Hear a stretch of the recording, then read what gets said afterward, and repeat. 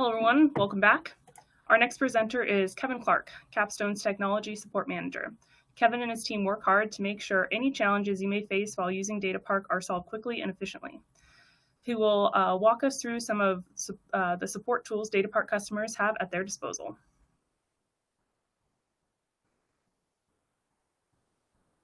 Hi everyone, and thanks for joining us today for the 2020 support update.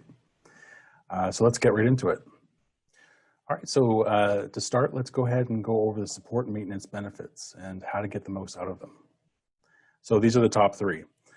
Access to the latest dataPARC versions. This is a big one. So we have new releases come out approximately every 3 months or so, and you have access to those. I always recommend checking out the release notes, checking out those new features, improvements, and bug fixes for existing products. Number two, access to dataPARC resources. So these are our manuals, our video training, webinars, and our community forum. And we'll go ahead and do a demo of that community forum here shortly. Access to dataPARC experts. So when it comes to getting that new version, that's available to you. Call us. We can take the lead on that upgrade, work with you on it. And also for issue resolution. You know, issues happen. We're here to get your system up and running and performing well. And just in general, answering your questions.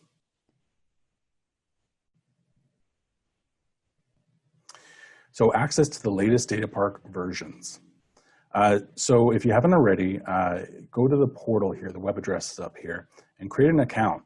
This website here, the portal, will give you access to all of your licensed products and where to download them. From here, you can call dataPARC and work with us on getting your systems upgraded.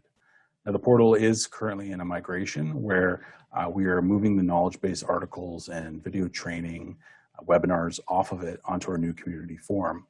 And that's coming up shortly, but the portal is staying around as a repository for the software downloads going forward. Access to the latest dataPARC versions. So as I was saying earlier, new versions come out every 3 to 4 months or so. And I highly recommend people take advantage of those new releases. You know, an upgrade once a year is great. You could do more. It all depends on what you want to bring into your systems. So look out for those new features. See if it's something that makes sense for your workflow. Look at the improvements. Look at the performance and bug fixes, and see if they are relevant to products that you use on a daily basis. It could all be a driver. And see if they are relevant to products that you use on a daily basis. It could all be a driver for you to get upgraded. So the release notes, they are available on the community forum. We'll show that here in a sec. And you can do a watch on them. So when those come out, I do recommend reading them over and yeah, take a look. Access to dataPARC resources. So this is also available on our community forum, the majority of them now. Webinars, documentation, and video training. These webinars featured here, shown here, they happen monthly, and I highly recommend you sign up for those webinar alerts. You can watch them live, and there's a live Q&A afterwards. They cover topics from new products to existing products that are of interest to customers.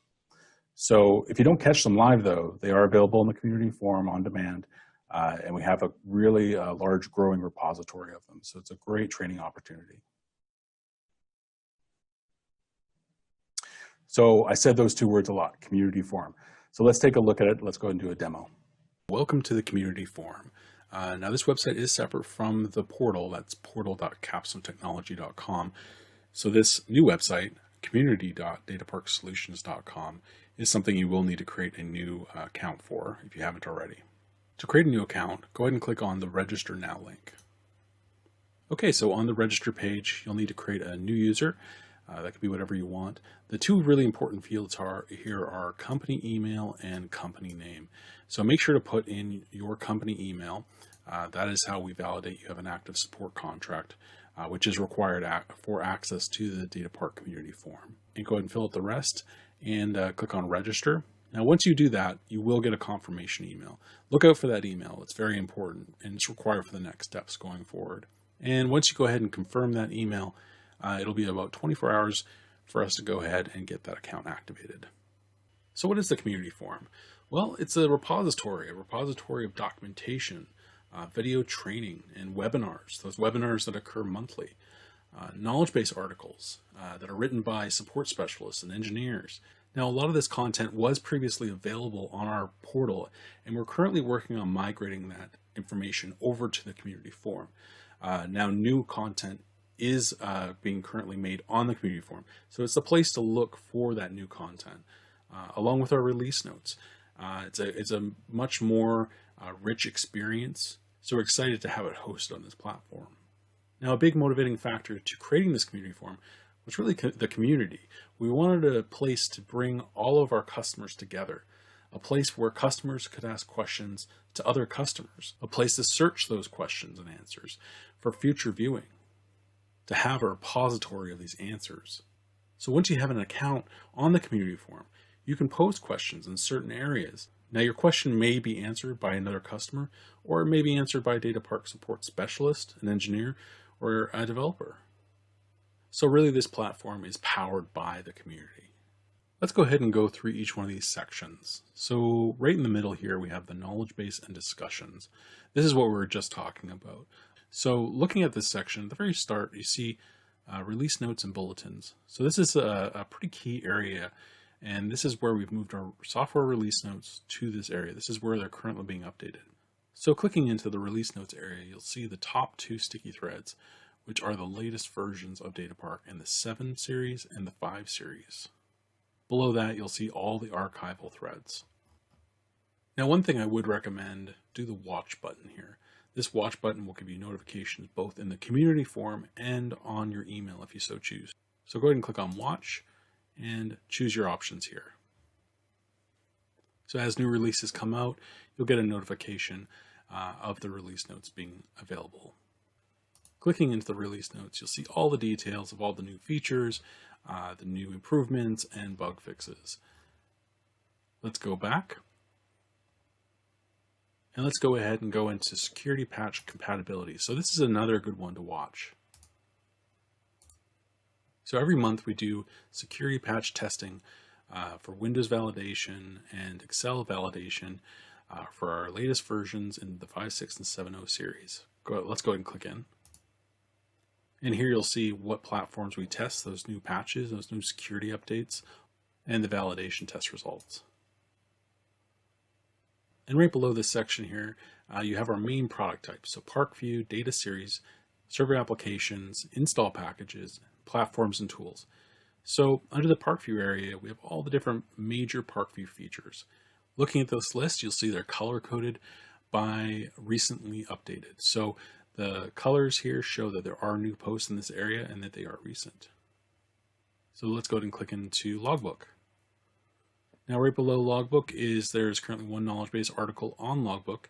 You'll see the dataPARC symbol here, and it is in the root of Logbook. So you'll know that this is a knowledge base article written by someone here at Capstone. Clicking in this area, you'll see all the relevant discussions for this category. Shown at the top here is in bold, that is both an unread post and a recent post. So clicking on that.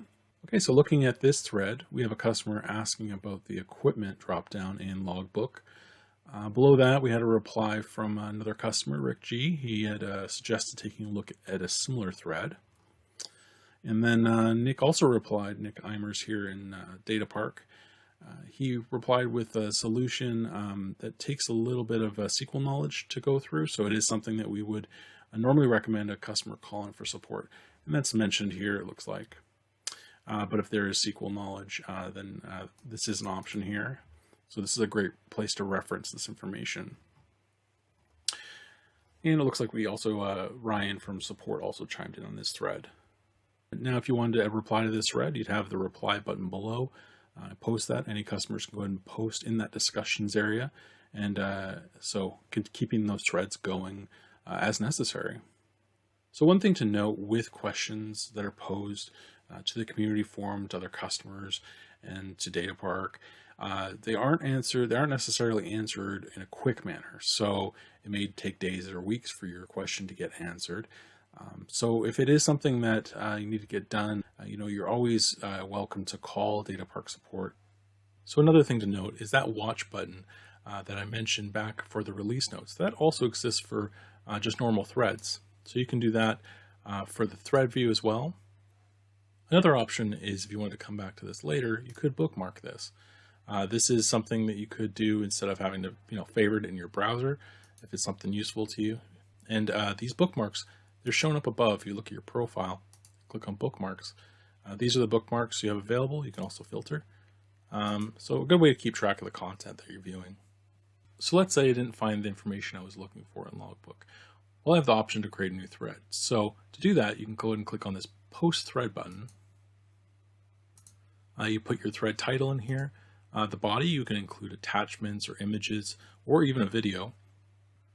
And there's also an additional thread status option, which is right here, question. So if you choose question and you post this, what it's going to do is it's going to make this into a question answer thread, which most threads are. So this is probably going to become a default option here in the near future. But let me show you an example of that. Okay, so this is a good example of a thread where that question check mark was checked. So you see that rating ability, rate on all of the replies to the person's thread. So if I found this helpful, this response from Nick, as someone did, I could upvote it, or I could even choose it for best answer. That's something that can really help you filter out from all the replies, the most useful replies. So it's a pretty cool feature. So coming back to the home page here, you'll see below this section, we have newest articles and discussions and newest resources. So that's also a hyperlink up above on the what's new. So let's click on what's new. And just like what was on the home page here, this is showing the newest articles and discussions. So if you want a quick way to see what's new, this is a good way to do it. To see the latest posts on those threads, this is yet another view. And another view up here, kind of a fun one if you're looking for something for discovering what other people are interested in. The trending tab is a good one. This will show you different threads or resources or media, which we'll get into, which have the most popularity at this current time. I think it's based on a 30-day rolling average here. It does kind of a calculation between view count and like count. So great way to discover new things in a quick glance without having to go ahead and dive down as far as the discovery phase goes, if you're looking for new stuff to look at. Okay, so let's go ahead and keep on rolling along here on the top bar. Let's go to resources. And let's go ahead and look at the more recent one, tag email or workflow example. And you can see the first released and latest updates. So this is an example workflow for emailing tag values. Click on the updates here, and you can see it's been updated one time. So you'll find stuff here that are really relevant to what we were showing over here as samples, but this area could grow into any kind of download that we want to give availability to that allows versioning. Moving along, we have the media tab. Taking a look at the navigation pane, we have marketing videos, YouTube videos, user conference videos, so we'll obviously have the 2020 videos here eventually, and webinars. So we do a webinar every month. You can see, clicking on the dataPARC training here, these are the latest webinars. Go ahead and click on the latest one there. You can see that right below the video here, this is kind of queued up the next videos in the series. So you can click on the next video in the series there directly, or it'll just go into the next one. Okay, so the next tab over is manual. To look at the current 5X manual or current 7X manual here. So separate based on the version. So one last feature I wanted to talk about is searching within the community forum. Do note that we just enabled enhanced searching on the forum. So if you've tried searching articles in the past and haven't gotten good results, try again. The searching is dramatically improved. You can do a general search across all different boards here, but one great way of looking at something specific, for example, in a version, if you click on the software release notes, click on search, click the drop down arrow, and do this form. From here, you can type in something like Park Alarm. You see the results come back with quite a few results. So if you want to get a little more refined results, you could specify a version. And from here you can see all the release notes. They're in 5.6.any subversion that have Park alarms. So it's something that if you're trying to do some refined searching, we now have the ability to do that. Okay, so this was just an overview of the dataPARC community forum available at community.dataparksolutions.com. If you haven't already, we'd be happy for you to come over and sign up. And if you have any questions, go ahead and hit up our support team. All right, welcome back. So that the third one on that list of benefits is access to dataPARC experts. So what you're seeing here is a very common upgrade scenario that we're dealing with daily in support. Production version of 5.6 or earlier, and getting that up to 7.0. How do we do it? Well, this is our recommended path. Spin up a development server, and we can replicate your environment to that. From there, we can trial the 7.0 version with your customizations. And if there's any issues during that time that we discover, we can find the ways of fixing them prior to it, getting those things prepared so that you don't have to deal with those on the day of production. We can do the upgrade on production without a development server, but doing the development server, it just lowers the amount of stress and just makes things flow really easy. So if you'd like to get that set up, you can work with one of our support specialists. We can work with you on that. During the time of the upgrade, once you're ready, we move the production server to 7.0, and that development server doesn't go to waste. That can be used for future version upgrades as well. So another common scenario that our customers seems pretty popular is they're running on old hardware on their production server. Old hardware, maybe an old OS, and it's time to upgrade for them. So one recommended method of doing that is you could get that new hardware, get that new VM, and bring the data over, set it up just like production. And once we're ready for production day, that server gets a data refresh, and now it becomes your production server. So that is an alternative option, and it's a pretty good one. It's pretty popular. So issue resolution. This is a big one. I mean, issues happen. They could happen with the dataPARC system. They could happen in something with your infrastructure. It also could be some third-party vendor software that ties into dataPARC that's having the problem. Issues occur. Our team is very well versed in the technology surrounding our product, and we, the problem, when you bring it to us, it becomes our problem. We need to get that up and going. We need to get that data flowing again. That's the important thing. So we don't stop until the issue's resolved. So definitely, if you have an issue, give us a call. Answers to your questions. So, we're here for you for any questions you may have about the product, training needs. You have, when you contact us, you have the direct contact information of that support tech. So that's the direct email and direct phone number. That's very valuable for that case that you may be working with them on, and for future cases. You can hit them up again on a future case that may be relevant. They've already been on your system. Make that relationship. We're a very fully connected team at dataPARC. I've worked here for 13 years, and the culture's always been and has not changed. Support, engineering, and development, we're very close-knit. It just means for quicker issue resolution and getting those questions that you have answered quick. Very efficient. And we're here for you 24/7. So our in-office hours have actually expanded. So we were recently at 5 a.m. to 5 p.m. Pacific Standard Time available in office. And we just recently expanded to 3 a.m. to 6 p.m. Pacific Time. However, if you have an issue outside of that, weekends, nights, that's affecting, service affecting issue, just give us a call and we'll work with you on getting those solved. And here's the contact information for quick reference.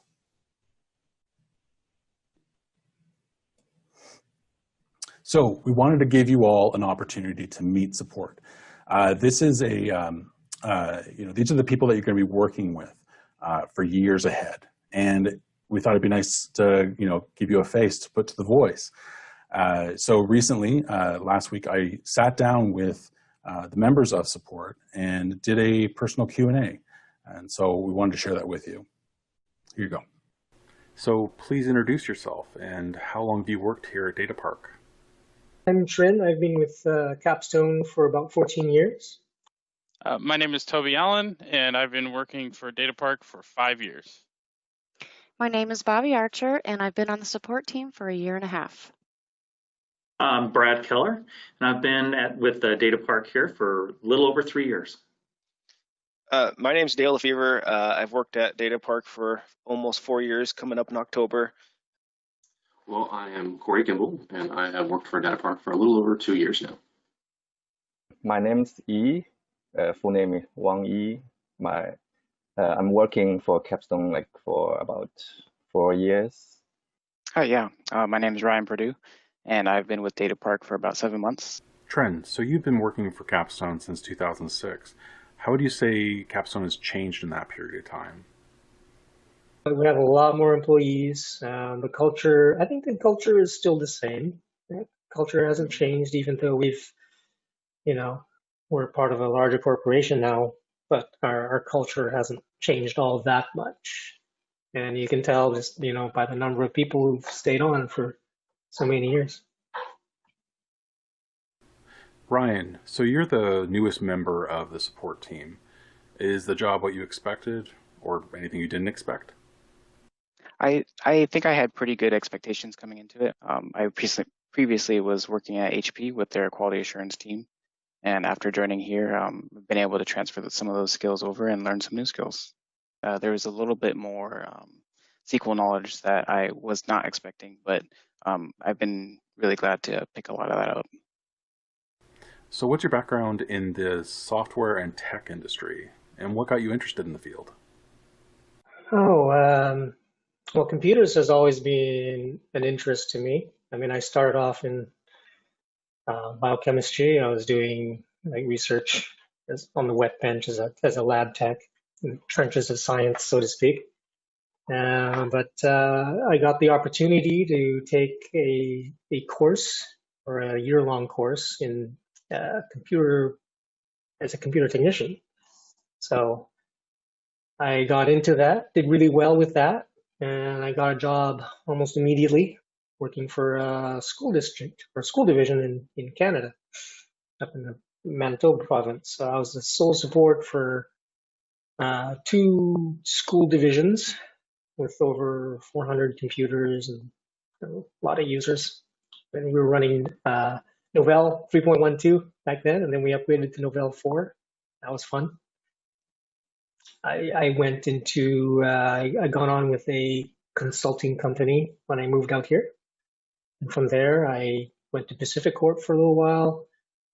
And then I went to Capstone in 2006. And it's been a journey ever since. My dad's always been involved in computers since I was young, and it was something that we used to do when I was younger. So it stuck with me, and I turned into a gamer as I got older. So it seemed like more of a natural fit to just keep in computers where that was my dedication. Well, I graduated from college in Vancouver, Washington in 2012 with a degree in Cisco Network Technologies. I worked out of college. I worked for a company for about 5 years as IT help. And it wasn't just IT help desk. I did a little bit of everything, system admin, network admin. And then I found a super big passion for SQL databases. I love SQL databases. And so needed to make a little change in my life, and Capstone and I kind of made a nice little unity, and that's where my new journey has begun. I've been in the tech industry for about 20 years now, starting with desktop support and then doing support analyst work. What got me interested in it is that I've been interested in computers since I was a little kid. My first computer was a was an Apple II Plus, and I enjoyed spending time on that. When I was out of high school, my older brother helped me build my first computer, and it just took off from there. And I've been interested in computers and software since then. So Brad, do you still have that Apple II Plus? Oh, I wish I did, but no, I don't. Oh, that would be great. Have it on a little desk in the corner or something like that to show off to everybody. No, I regret that I ever gave it away. I actually donated it to Goodwill, I think. It was, I regret that. My background is since I was young, I've been interested in gaming and computers and different things like that and kind of how things work. So after I graduated, I got my associate's degree in IT. At that point, I started learning a lot more about software, and that seemed like a big field to go into. So that's kind of the area I like to focus in. Once I did a few jobs of network administrating and things like that, I decided to join Capstone as a software support. My background in the field is I started out working at just kind of a basic call center, and then progressively moved on to more technical and technical jobs. As the last 3 jobs from this one were all software related jobs, and they each increased with complexity as time went on, and that led me to dataPARC. And what got me interested in dataPARC and extending my skills in this field was that it's really turned into a career path at the company and in real life.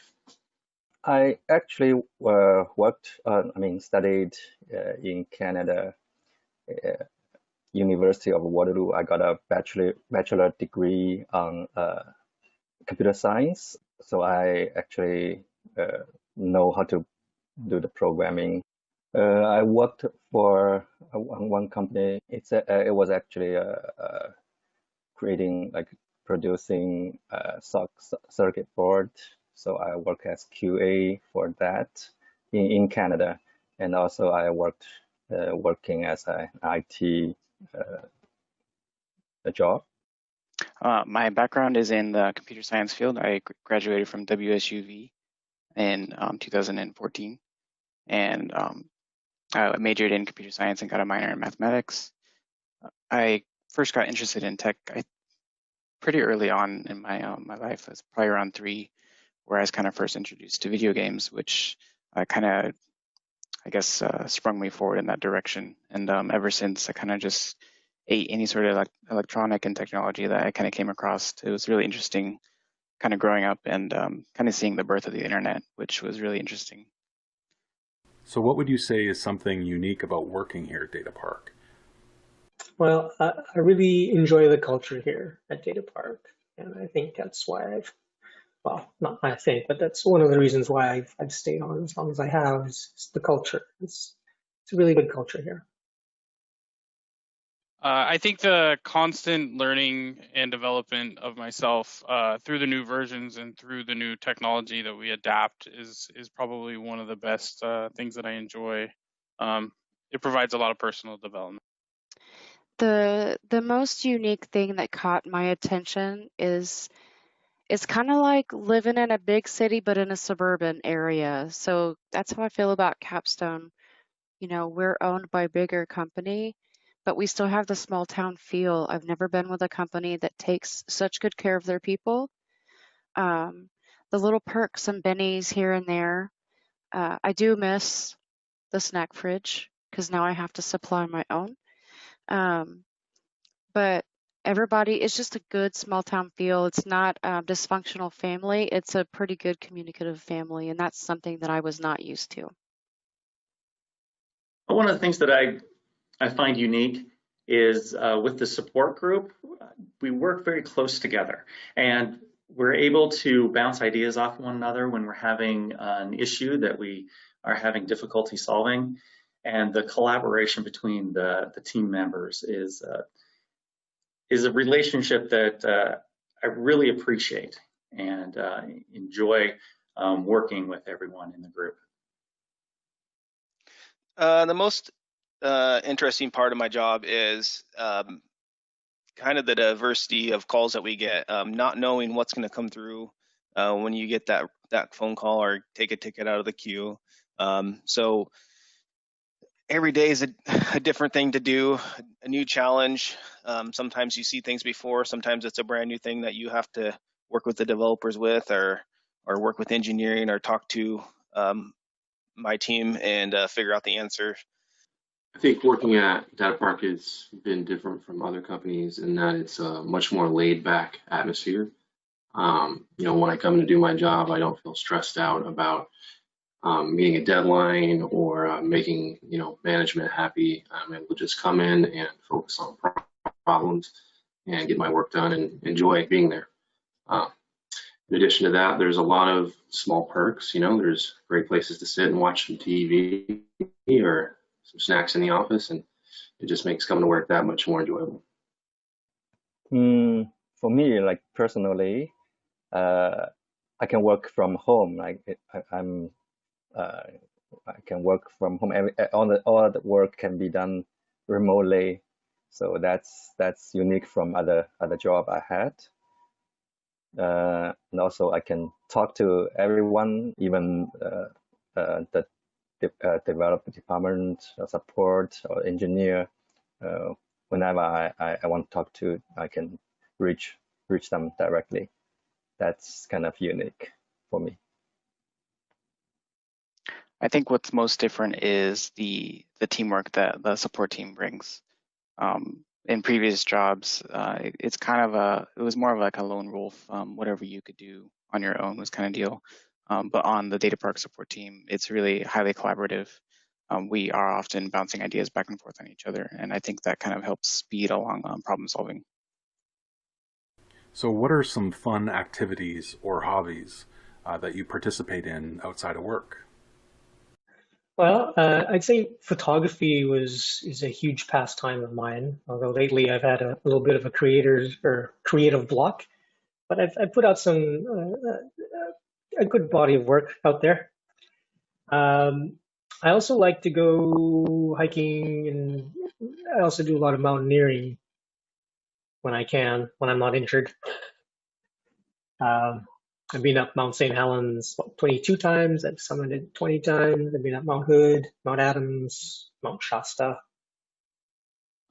Outside of work, me and a group of employees play a role-playing game called Pathfinder. We get together on Discord online, and we play exclusively through online. So, one thing that brought my soul back home, another thing, not only my kids, but the beach. So I love going to the beach. I love the sun, surf, and it's like bath water. It's amazing. And I'm an artist. This is what I do on my weekends and evenings. I do that. And here's another painting. That's what I do in my spare time. And hang out with my kids. Well, I'm married with 2 kids, so I don't really have a whole lot of hobbies. But I do enjoy playing computer games, and in my free time, I try to squeeze in a half an hour here and there playing some games. One of my favorite things to do is going to the dunes to ride our quads. We go there and camp on the dunes itself, and stay a good weekend, and get some ride time in at the dunes. We have our quads that are built for that type of environment, so that makes it fun, and we all have a blast with the family and friends. The hobbies I enjoy outside of work primarily exist around drones. I like to build drones and fly them, both for fun and competitively. And then I'm definitely into computer gaming and stuff, as well as camping. I just got back from a trip where I camped for about a solid week. So those are the main things I tend to do outside work. I like to travel with my wife and my daughter, like go to some mountain hiking, or if I don't have time to go out of town, then I like to sing songs to karaoke. Probably one of the biggest hobbies is going to see movies with my wife, and eventually my daughter, as soon as she's a little older. I also really enjoy putting computers together, picking up some new parts, and whether it's upgrading my previous one or maybe building a whole new one, depending on how long it's been. I also really enjoy the outdoors, going hiking. We used to do that quite often, but not so much anymore since my daughter was born, but we'll get back into that. So what's the one thing that you look forward to the most once we get done with quarantine? Movies, the movie theater experience. I really love that. We don't go that often, maybe once, twice a month, maybe. But I really miss that experience. Going up to Canada, visit my mom, relatives. I definitely would be partaking in that. I'm really looking to return to normal life, being able to get out there and be a social, especially in, like, say, a concert setting. I'm very big into music. Hugs. Well, I don't think there's one thing. Just being able to get out and see family and friends and going out to dinner, seeing a movie. I would love to just be able to go out and see a movie. That would be really good. I think the one thing most that I look forward to is riding on an airplane and going on vacation somewhere other than Oregon or Washington. I do a lot of outdoor activities, so we do get around the area pretty good, and get outdoors, but haven't been able to go to Disneyland or Vegas or anything fun like that because I don't want to go on the airplane. So that's the one thing I look forward to. Once quarantine's over, the things I'm most looking forward to is probably going back out to restaurants to eat. I'm not a big person to go out and eat a lot, but not been able to do that really for the last 6 months without a lot of hoops to jump through would be great. And just not having to wear the mask in general. What I want to do is travel overseas, and it's currently blocked down for all the foreigners coming to China or travel overseas. So I cannot visit customers, partners abroad. So that's main that's a problem for everyone, I think. So hopefully once it's gone, then we can start these things. So the one thing I am looking forward to the most is being able to take my daughter just to new places. We've been pretty disappointed the last year or so just because of the way things have been going. We haven't really been able to take her a whole lot of places. We did take her to the Portland Zoo briefly, but that's kind of the only place she's been since she was born. So just getting out there and taking her to all the places that we wanted to initially take her to. Hi, Kevin. Hi, how's it going? Good, great video. Man, I love the Q&A, and that was awesome. Oh, yeah. That was awesome. I was glad we were able to do that with support. And support is in the chat room if you have any questions for them as well. Yeah, it was really cool to see, the forum and the improvements that have been made to the forum and all those different things in the search bar. We did get some questions, so I'll go ahead and ask you those. Okay. So let's see. Will Capstone be able to assist setting up VMs for development? So getting a VM set up to install 7x before they switch over from 5.6 to 7x. So kind of like a test environment. Oh yeah, we have tons of experience doing that. We'd be happy. Just give us a call. I'll let you know. Let us know your plans. Timeline's a big one, so we can understand and prioritize. But yeah, we have tons of experience doing that. Great. And then someone had a question on here. They had a previous email or their company went from company A and they renamed to company B. Is there a way to update their user profile so they can use the company B email address now?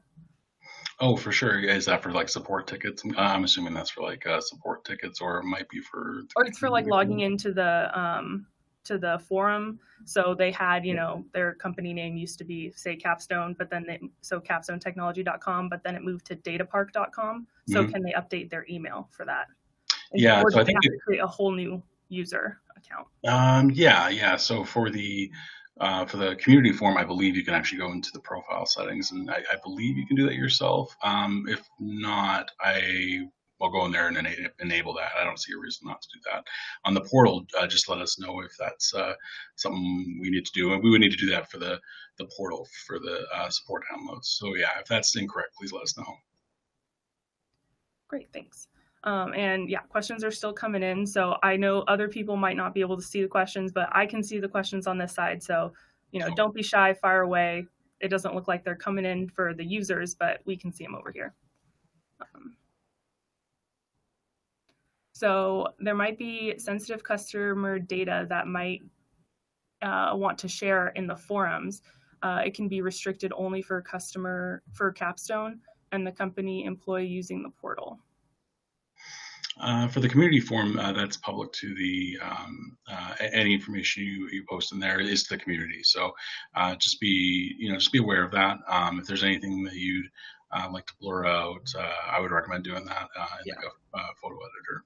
And if it is a specific question, a proprietary question, definitely like that's an email to Capstone. The forum is more, I like to say, a Googleable question, something that's like very generic. Agreed. Right? Yeah.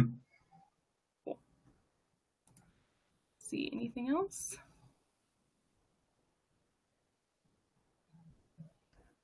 Well, I think that's it for this session. Thanks again, Kevin, for the presentation and sharing support with all of us.